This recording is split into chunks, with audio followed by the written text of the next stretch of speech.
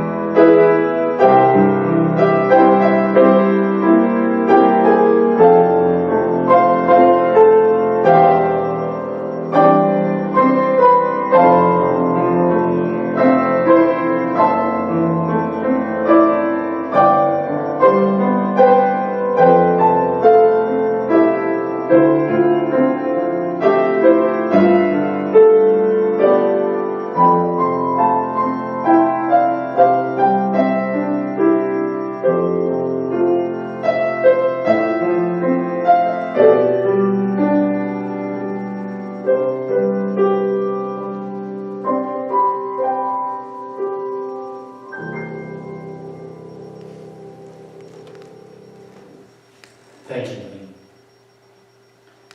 Amazing grace, how sweet the sound that saved a wretch like me. I once was lost, but now I'm found, was blind, but now I see. This famous hymn of John Newton's, written in the 1770s out of his own experience during the time in which he was involved in the Atlantic slave trade. A violent storm, apparently, at sea caused him to cry out to God for mercy, and apparently, history tells us that he received it, and he was saved from the storm. Much later, he gave himself over completely to Christ, and he denounced the slave trade as wrong in the sight of God. And there are many stories about John Newton, his life, and later as a minister of the Anglican Church. But it's this song that has resonated with the world for more than 2.5 centuries. This song, as you heard, has been played in dozens of different melodies, and it's estimated that it is sung more than 10 million times annually. It has become one of the most recognized songs ever. The other amazing thing about this song is that it's emblematic black spiritual. The slave trader's song has become the song of those who have long been enslaved. Enslaved brutally, physically, enslaved by racism and the resulting poverty and hatred. And its power comes from the knowledge of that amazing grace that is found in God through Jesus Christ.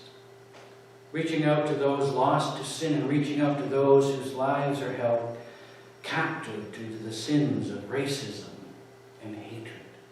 But there's some interesting things about this song. I've looked at this song for years and I've learned a few things. In the last century, there was a musical style called the slave style of music.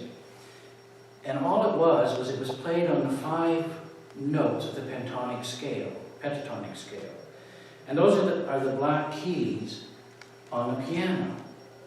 And if you follow it, most spirituals, African spirituals, are played on those 5 keys. And you can play almost every single spiritual on those keys. The story is also told of when Newton wrote this hymn. No matter where you look, you will see that the words are attributed to John Newton. But the music is always attributed to unknown. We don't know who the author of this tune or this song is. And if you look in your hymn books, what do you see? It says unknown. But here's the thought. The thought was that when he was on the ship, he would have heard the slaves below deck singing and chanting. And one of the West African sorrel chants is almost identical to Amazing Grace. So the speculation is whether Newton used that chant to provide the music for this song. Now I've asked Lee to play Amazing Grace just using the black keys so you can hear what this sounds like.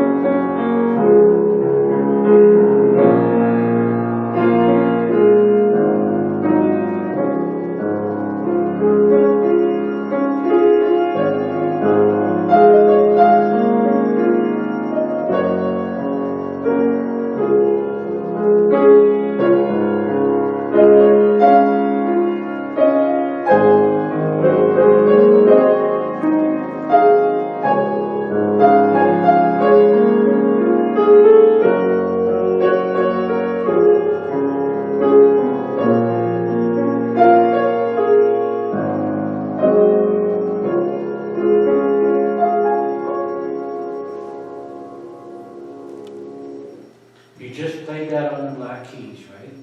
Mm-hmm. There you go. It's amazing that that is the music, we're called the music of the slaves. It's their music, and we've picked that up, and we've used it. And over the years, as I've looked at this particular song, I've heard it played using just that the Black Keys, and it's played in such a way that if you stop and listen to it, you can actually hear the rhythmic nature of the waves of the ocean. It just puts those thoughts in your mind that Newton recognized the sorrow and recognized the grace and recognized the sin. The song offers a hope. It offers an eternal hope through the redeeming act of Jesus Christ. Now, a contemporary Christian songwriter by the name of Chris Tomlin sings this song, Amazing Grace, but he's put a new, powerful way that some of you may have heard into the song itself. And he adds a chorus that speaks directly to these thoughts of hope, of freedom that are found in the original song, but he puts it in and it becomes even so much more powerful. He sings, "My chains are gone, I've been set free. My God, my Savior, ransomed me.